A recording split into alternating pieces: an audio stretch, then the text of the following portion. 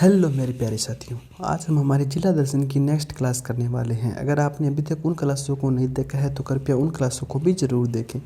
अगर आप चैनल पर पहली बार आए हैं तो कृपया चैनल को सब्सक्राइब जरूर करें। तो आज की क्लास बिना किसी के देरी के शुरू करते हैं। यानी जो हमारा जयपुर जिला है ना, यानी जो जयपुर शहर है ना, उसकी अब हम भौगोलिक परिदृश्य पर चर्चा करते हैं। यानी जो जयपुर शहर है ना हमारा, उसका जो प्राचीन नाम क्या है, तो इसका प्राचीन नाम है ढूंढाड़ प्रदेश। यानी आपसे यह पूछ लिया जाए कि जो हमारा जयपुर है, या तो सर जूम कर लेते हैं ताकि आपको अच्छी तरह से समझ में आ जाए। यानी जो हमारा जयपुर है उसका क्या कुछ है, यानी जो इसका भौगोलिक परिदृश्य है वह किस प्रकार है। तो सबसे पहला तो जो हमारा जयपुर, तो जो जयपुर से इसका प्राचीन नाम क्या था, तो इसका प्राचीन नाम था ढूंढाड़ प्रदेश। यानी यहाँ कछुआ वंश राज्य करता था। यानी जो जहाँ पर कछुआ वंश है ना वह राज करता था। उसके बाद क्या है, जिसकी राजधानी दौसा थी और जमुआ, रामगढ़, आमेर और फिर जयपुर बनी। यानी जो इसका प्राचीन नाम है ना जयपुर शहर का, तो उसका प्राचीन नाम क्या है, तो इसका प्राचीन नाम है ढूंढाड़ प्रदेश। यानी जो जयपुर शहर है ना, इसका प्राचीन नाम था ढूंढाड़ प्रदेश। यानी इसको ढूंढाड़ प्रदेश के नाम से जाना जाता था। फिर क्या है, जो इसकी राजधानी थी ना, तो इसकी राजधानी सबसे पहले थी दौसा। यानी जो जयपुर था ना, तो जयपुर की राजधानी कौन सी थी, तो सबसे पहले राजधानी थी तो इसकी वह थी दौसा। फिर उसके बाद थी जमुआ, रामगढ़। फिर उसके बाद कौन सी थी, उसके बाद थी जमुआ, रामगढ़। फिर हो जाती थी इसके बाद थी आमेर थी, और फिर जयपुर बनी। यानी फिर इसकी राजधानी प्रॉपर जयपुर बनी। अगर इसके हम भौगोलिक उपनामों पर चर्चा करें, तो जो इसके भौगोलिक उपनाम है ना, उसके में क्या कुछ, तो उसके अंदर जो पिंक सिटी व गुलाबी नगरी है ना, यानी जो इसका भौगोलिक उपनाम में क्या हो गया, जो इसका भौगोलिक उपनाम में हो गया जो पिंक सिटी या फिर जो गुलाबी नगरी है ना, यानी जयपुर को गुलाबी रंग राम सिंह द्वितीय ने प्रदान किया था। तो आपसे यह पूछ लिया जाए कि जो जयपुर है ना हमारा, तो जयपुर को गुलाबी रंग किसने दिया था, तो जयपुर को जो गुलाबी रंग है ना वह राम सिंह द्वितीय के द्वारा दिया गया था। यानी राम सिंह द्वितीय ने ही जयपुर को गुलाबी रंग से रंगवाया था। फिर उसके बाद जो हमारा जयपुर है, इसे और अन्य किन किन नामों से जाना जाता है, तो जो हमारा जयपुर है ना, इसको पूर्व का पेरिस भी कहा जाता है, इसे आइस ऑफ ग्लोरी भी कहा जाता है। Doctor CV. रमन ने जयपुर को वैभव द्वीप भी कहा है। यानी जो डॉक्टर सी.वी. रमन थे ना, उन्होंने जो हमारा जयपुर है ना, तो उन्होंने जयपुर को क्या कहा है, तो जयपुर को वैभव का द्वीप भी कहा है। यानी आपसे पूछ लिया जाए कि जयपुर को वैभव का द्वीप किसने कहा है, तो जयपुर को वैभव का द्वीप डॉक्टर सी.वी. रमन ने कहा है। फिर क्या है, भारत का पेरिस। यानी जो भारत का पेरिस क्या हो गया, फिर इसे भारत का पेरिस भी कहा जाता है और राजस्थान की हेरिटेज सिटी भी कहा जाता है। तो आपसे यह पूछ लिया जाए कि जो भारत का पेरिस है वह क्या है, तो वह भारत का पेरिस हमारा है जयपुर। उसके बाद जो राजस्थान की जो हेरिटेज सिटी है वह कौन सी है, तो वह भी हमारी है जयपुर। अगर हम इनके पड़ोसी जिलों पर बात करें, तो इसका पड़ोसी जिला है जयपुर ग्रामीण। यानी जो हमारा जयपुर शहर है ना, तो जयपुर शहर का जो पड़ोसी जिला है वह है जयपुर ग्रामीण। यानी जयपुर के अंदर एक ही जिले की सीमा लगती है, वो है हमारा जयपुर ग्रामीण। क्योंकि जो जयपुर ग्रामीण है ना वह जयपुर से ही अलग हुआ है। वो जो यह तो हमारा जयपुर हो जाता है, और इसके जो आसपास है ना यह हो गया जयपुर ग्रामीण। यानी जयपुर से एक ही जिले की सीमा लगती है जो कि हमारा है जयपुर ग्रामीण। फिर उसके बाद हम नदियों पर चर्चा करते हैं। यानी यहाँ पर कौन कौन सी नदियाँ हैं, तो जयपुर ढूंढ नदी के किनारे बसा हुआ है।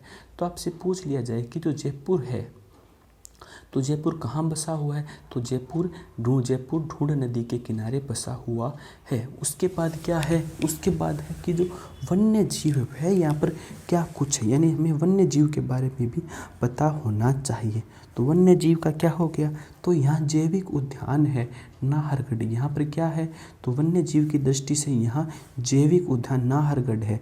यानी नाहरगढ़ अभ्यारण्य के 7.2 वर्ग किलोमीटर क्षेत्र को नाहरगढ़ जैविक उद्यान के रूप में विकसित किया जा रहा है। यानी क्या हो गया, जो हमारा नाहरगढ़ अभ्यारण्य है ना, तो नाहरगढ़ अभ्यारण्य के 7.2 वर्ग किलोमीटर के क्षेत्र को नाहरगढ़ जैविक उद्यान के रूप में विकसित किया जा रहा है। यानी क्या हो गया, जो हमारा जैविक हो गया ना, जो हमारा जैविक उद्यान है ना नाहरगढ़, तो क्या हो गया इसका, जो नाहरगढ़ अभ्यारण्य है ना वह 7.2 वर्ग किलोमीटर क्षेत्र को नाहरगढ़ जैविक उद्यान के रूप में विकसित किया जा रहा है। फिर क्या है, यहाँ जैविक निधि को संरक्षण दिया जाएगा। यहाँ पर किसको संरक्षण दिया जाएगा, यहाँ पर जो है वह जैविक निधि को संरक्षण दिया जाएगा। तो यहाँ किसको संरक्षण दिया जाएगा, यहाँ जैविक निधि को संरक्षण दिया जाएगा। फिर क्या है, यहाँ वन्य जीवों को उनकी स्वाभाविकता जीवन जीने शैली के अनुसार स्वच्छंद वातावरण उपलब्ध करवाया गया है। यह राज्य का प्रथम जैविक उद्यान है।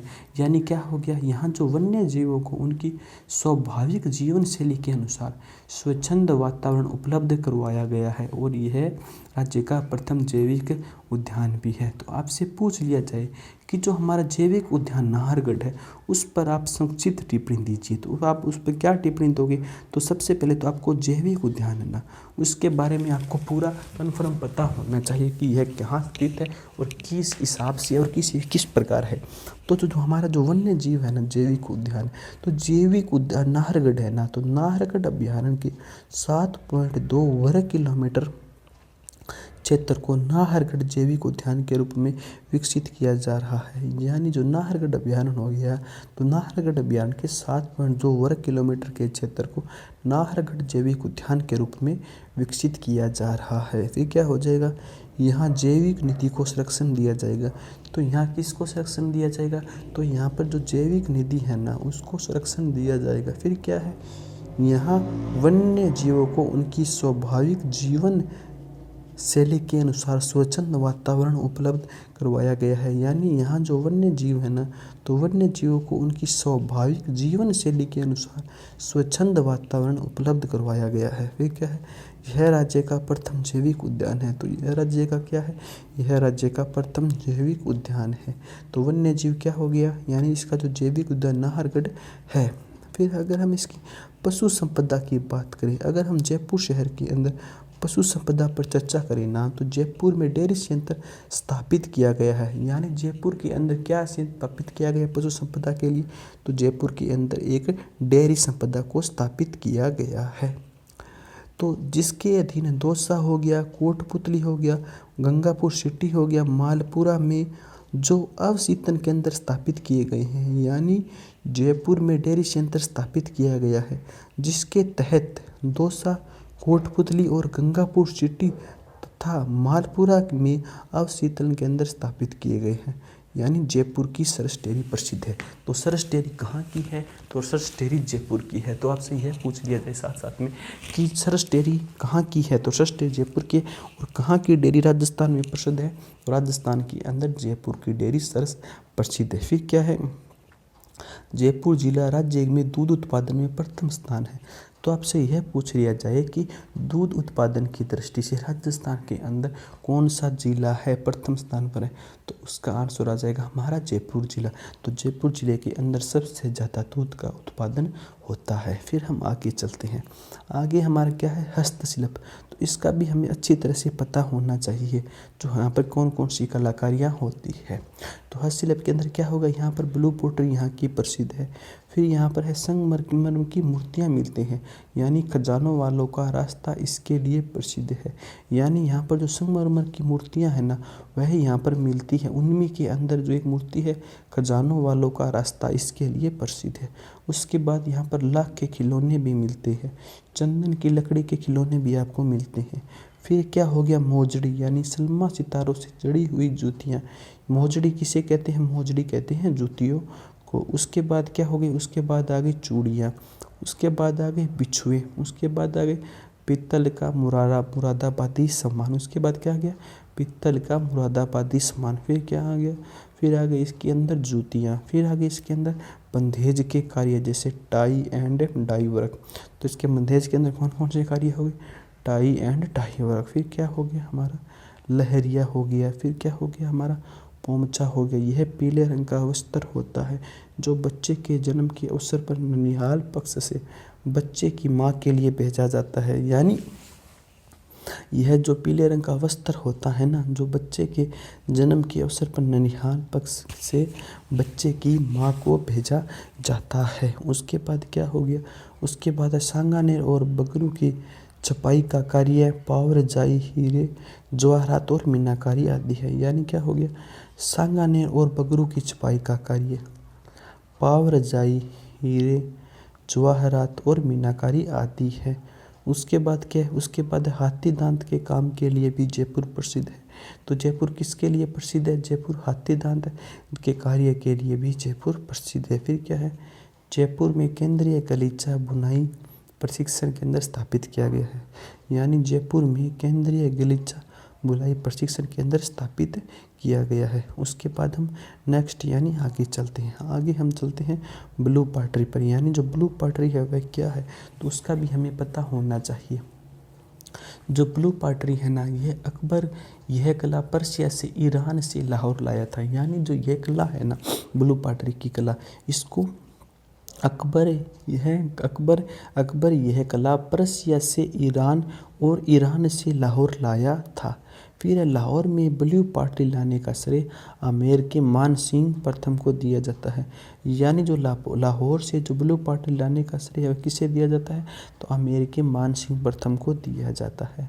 फिर ब्लू पॉटरी का सर्वाधिक विकास व स्वर्णकाल राम सिंह द्वितीय का माना जाता है। यानी जो ब्लू पॉटरी है, तो ब्लू पॉटरी का जो स्वर्णिम काल है वह किसको माना जाता है, तो जो ब्लू पॉटरी का स्वर्णिम काल राम सिंह द्वितीय को माना जाता है। जो राम सिंह द्वितीय ने कालू कुम्हार व चूड़ामन को यह कला सीखने के लिए दिल्ली के भोला ब्राह्मण के पास भेजा था। यानी राम सिंह द्वितीय ने कालू कुम्हार व चूड़ामन को यह कला सीखने के लिए दिल्ली से भोला ब्राह्मण के पास भेजा था। तो आपसे पूछ लिया जाए कि जो राम सिंह द्वितीय ने कला सिखाने के लिए किसको भेजा था, कालू कुम्हार और चूड़ामन को भेजा था, और कहाँ पर भेजा था भोला ब्राह्मण के पास भेजा था। उसके बाद है कृपाल सिंह जो शेखावत है ना, वह ब्लू पॉटरी के प्रसिद्ध कलाकार माने जाते हैं। तो आपसे पूछ ले कि जो कृपाल सिंह शेखावत है वह किसके लिए प्रसिद्ध है, तो वह ब्लू पॉटरी के लिए प्रसिद्ध है। यानी कृपाल सिंह को ब्लू पॉटरी के लिए प्रसिद्ध माना जाता है। फिर क्या है, इन्होंने 25 प्राकृतिक रंगों का प्रयोग किया था। यानी जो कृपाल सिंह शेखावत है ना, इन्होंने 25 प्राकृतिक रंगों का प्रयोग किया था। फिर क्या है, चीनी मिट्टी के बर्तनों पर की गई नीली चित्रकारी ब्लू पॉटरी कहलाती है। यानी जो चीनी मिट्टी है ना, तो चीनी मिट्टी के बर्तन पर जो नीली चित्रकारी की जाती है ना, उसको ब्लू पॉटरी कहते हैं। फिर क्या है, भारत सरकार द्वारा 1974 ईस्वी में कृपाल सिंह शेखावत को पद्मश्री पुरस्कार दिया गया। यानी भारत सरकार द्वारा 1974 ईस्वी में कृपाल सिंह शेखावत को पद्मश्री पुरस्कार दिया गया था। तो एक बार पुनः इन सभी पर अब हम चर्चा कर लेते हैं जो हमने आज पढ़ा है। तो आज हमने क्या क्या पढ़ा है, तो आज हमने पढ़ा है जो जयपुर शहर है ना, तो जयपुर शहर पर आज हम चर्चा कर रहे हैं। तो जयपुर शहर पर आज हमने सबसे पहले क्या पढ़ा, तो सबसे पहले हमने जयपुर शहर का जो प्राचीन नाम है वह पढ़ा। तो जयपुर शहर का जो प्राचीन नाम क्या है, वह ढूंढाड़ प्रदेश है। तो जयपुर शहर का जो प्राचीन नाम है वह क्या है, वह ढूंढाड़। तो जयपुर शहर है, तो जयपुर शहर का प्राचीन नाम क्या हो गया, तो इसका प्राचीन नाम हो जाता है ढूंढाड़ प्रदेश। है कछुआ वंश का जो कछुआ वंश है ना, वह राज्य करता था। जिसकी राजधानी कौन सी थी, जिसकी राजधानी दौसा थी, फिर वह जमुआ रामगढ़ हो गई, फिर आमेर हो गई, और फिर इसकी राजधानी जयपुर बनी। यानी जिसके आसपास का क्षेत्र था वह ढूंढाड़ प्रदेश के नाम से जाना जाता था। फिर क्या है, अगर हम इसके भौगोलिक उपनामों पर चर्चा करें, यानी जो हमारा जयपुर शहर है इसको किन किन नामों से जाना जाता है, तो इसका भी हमको अच्छी तरह से पता होना चाहिए। जो हमारा भौगोलिक उपनाम है ना, तो इसका सबसे पहला हमारा हो जाता है, इसको पिंक सिटी नाम से भी जाना जाता है, या फिर इसको गुलाबी नगरी के नाम से भी जाना जाता है। यानी जयपुर को गुलाबी रंग से रंगने का श्रेय किसको दिया जाता है, तो जयपुर से गुलाबी रंग का रंगने का श्रेय राम सिंह द्वितीय को प्रदान किया जाता है। फिर इसको पूर्व का पेरिस भी कहा जाता है, फिर इसको आइसलैंड ऑफ ग्लोरी भी कहा जाता है। फिर क्या है, फिर यहाँ पर डॉक्टर सीवी रमन ने जयपुर को वैभव का द्वीप भी कहा है। यानी जो डॉक्टर सीवी रमन थे ना, उन्होंने जयपुर को वैभव का द्वीप भी कहा है, और जो भारत का पेरिस और राजस्थान की हेरिटेज सिटी है, यानी जो क्या है, जो भारत का पेरिस है और जो राजस्थान की हेरिटेज सिटी भी है। फिर अगर हम इसके पड़ोसी जिलों की बात करें, यानी जो हमारा जयपुर है ना, अगर हम जयपुर के पड़ोसी जिलों की बात करें तो जयपुर का जो पड़ोसी ज़िला है ना वह जयपुर ग्रामीण ही है, क्योंकि जो जयपुर है ना तो जयपुर सब जो पहले थे ना वह जयपुर यहाँ था और यहाँ पर तो जयपुर ग्रामीण था, यानी इसको अलग कर दिया, इसको अलग कर दिया। इसी कारण जो इसका पड़ोसी ज़िला है ना जयपुर सिटी का तो वह जयपुर ग्रामीण, इसको बस पड़ोसी ज़िले की बस जयपुर ग्रामीण की ही सीमा लगती है। उसके बाद अगर हम नदियों पर बात करें तो इसके अंदर जयपुर है ना वह ढूंढ नदी के किनारे बसा हुआ है। तो आपको यह पता होना चाहिए कि जो हमारा जयपुर है ना वह किस नदी के किनारे बसा हुआ है, तो जयपुर हमारा ढूंढ नदी के किनारे बसा हुआ है। फिर हम आगे चलते हैं वन्य जीव पर। तो जयपुर के अंदर वन्य जीव से संबंधित क्या कुछ है, तो वन्य जीव क्या हो गया, जो जैविक उद्यान है वह कहाँ है, तो जैविक उद्यान हमारा नाहरगढ़ के अंदर स्थित है। तो जैविक उद्यान कहाँ स्थित है, तो जैविक उद्यान नाहरगढ़ के अंदर स्थित है। यानी नाहरगढ़ अभ्यारण्य के 7.2 वर्ग किलोमीटर क्षेत्र को नाहरगढ़ यानी जैविक उद्यान के रूप में विकसित किया जा रहा है। तो जैविक उद्यान नाहरगढ़ क्या हो गया, नाहरगढ़ अभ्यारण्य के 7.2 वर्ग किलोमीटर क्षेत्र को नाहरगढ़ जैविक उद्यान के रूप में विकसित किया जा रहा है। यहाँ जैविक निधि को संरक्षण दिया जाएगा। तो यहाँ किसको संरक्षण दिया जाएगा, यहाँ जैविक निधि को संरक्षण दिया जाएगा। यहाँ वन्य जीवों को उनकी स्वाभाविक जीवन शैली के अनुसार स्वच्छंद वातावरण उपलब्ध कराया गया है। यह राज्य का प्रथम जैविक उद्यान भी है। यानी जो जैविक हमारा क्या है, तो जैविक उद्यान नाहरगढ़ है ना, तो नाहरगढ़ अभ्यारण्य के 7.2 वर्ग किलोमीटर क्षेत्रगढ़ को नाहर जैविक उद्यान के रूप में विकसित किया जा रहा है। और यहाँ जो जैविक नीति को संरक्षण दिया जाएगा और यहाँ वन्य जीवों को उनकी स्वाभाविक जीवन शैली के अनुसार स्वच्छंद वातावरण उपलब्ध करवाया गया है। और यह राज्य का प्रथम जैविक उद्यान भी है। यानी राज्य का प्रथम जैविक उद्यान कौन सा हो जाएगा, तो यह हमारा हो जाएगा जैविक उद्यान नाहरगढ़। उसके बाद हम आगे चलते हैं, आगे हमारी है पशु संपदा, तो उस पर अब हम चर्चा कर लेते हैं। जयपुर के अंदर पशु संपदा किस प्रकार है, तो जयपुर के अंदर डेयरी संयंत्र स्थापित किया गया है। यानी डेयरी संयंत्र कहाँ स्थापित किया गया है, तो जो डेयरी संयंत्र है ना वह जयपुर के अंदर स्थापित किया गया है, जिसके अधीन दौसा, कोटपुतली व गंगापुर सिटी और मालपुरा के अवशीतन केंद्र स्थापित किए गए हैं। तो यानी क्या हो गया, तो जयपुर इसके अधीन कौन कौन से आ गए, तो जयपुर के अंदर डेयरी स्थापित की गई है ना, तो उसके अधीन दौसा, कोटपुतली, गंगापुर सिटी और मालपुरा के जो अवशीतलन केंद्र है ना उनको स्थापित किया गया है। फिर क्या है, जयपुर को सरस डेयरी कहते हैं। तो जयपुर को क्या कहते हैं, जयपुर की जो प्रसिद्ध डेयरी है उसको क्या कहते हैं, जयपुर की जो सरस डेयरी है वह प्रसिद्ध है। फिर क्या है, जयपुर जिला व राजस्थान में दूध उत्पादन में प्रथम स्थान पर है। तो आपसे पूछ लिया जाए कि राजस्थान में दूध उत्पादन की दृष्टि से प्रथम स्थान किसका है, तो वह हो जाएगा हमारे जयपुर जिले का। फिर तो जयपुर की जो हस्तशिल्प है ना वह बहुत ज़्यादा ही प्रसिद्ध है। तो आपको जयपुर की जो हस्तशिल्प है ना उनका भी आपको पता होना चाहिए।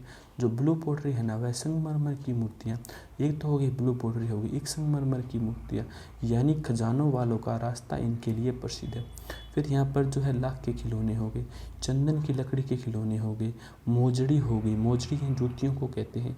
यहाँ पर जो सलमा सितारों से जड़ी हुई जूतियाँ हैं ना वह ज़्यादा प्रसिद्ध है। फिर यहाँ पर हो जाती है चूड़ियाँ हो जाती हैं, फिर यहाँ पर बिछुए हो जाते हैं, फिर यहाँ पर पित्तल का मुरादाबादी सामान हो जाता है, फिर यहाँ पर जूतियाँ हो जाती है, और फिर यहाँ पर जो है ना वह बंदेज का कार्य हो जाता है, जैसे टाई एंड टाई वर्क। फिर क्या है, फिर है यहाँ पर जो लहरिया हो जाता है, फिर यहाँ पर क्या है, फिर यहाँ पर पोमचा हो जाता है। यानी यह पीले रंग का वस्त्र होता है जो बच्चे के जन्म के अवसर पर ननिहाल पक्ष से बच्चे की माँ के लिए भेजा जाता है। फिर क्या हो गया, सांगानेर और बगरू की छपाई का कार्य पावरजाई। सांगानेर और जो बगरू की छपाई का कार्य कौन सा है, पावरजाई। हीरे जवाहरात मीनाकारी आती है। फिर क्या है, हाथी दांत के काम के लिए भी जयपुर प्रसिद्ध है। हाथी दांत के काम के लिए क्या प्रसिद्ध है, तो हाथी दांत के काम के लिए भी जयपुर है ना वह प्रसिद्ध है। फिर क्या है, फिर है कि जयपुर में केंद्रीय गलीचा बुनाई प्रशिक्षण केंद्र भी स्थापित किया गया है। यानी जयपुर के अंदर जो केंद्रीय गलीचा बुनाई प्रशिक्षण केंद्र है ना वह भी स्थापित किया गया है। उसके बाद हम चर्चा कर लेते हैं ब्लू पोट्री पर। यानी जो हमारी ब्लू पोट्री है वह क्या है, किस प्रकार है, तो जो ब्लू पोट्री है ना तो अकबर यह कला पर्शिया से, ईरान से लाहौर लाया था। यानी जो ब्लू पोट्री की कला है ना ये अकबर लेकर आया था। लाहौर से ब्लू पोट्री लाने का श्रेय आमेर के मान सिंह प्रथम को दिया जाता है। फिर क्या है, जो ब्लू पोट्री का सर्वाधिक विकास स्वर्णकाल है ना वह रामसिंह द्वितीय का माना जाता है। रामसिंह द्वितीय ने कालू कुमार व चूड़ामन को यह कला सीखने के लिए दिल्ली के भोला ब्राह्मण के पास भेजा था। फिर हम नेक्स्ट आगे चलते हैं।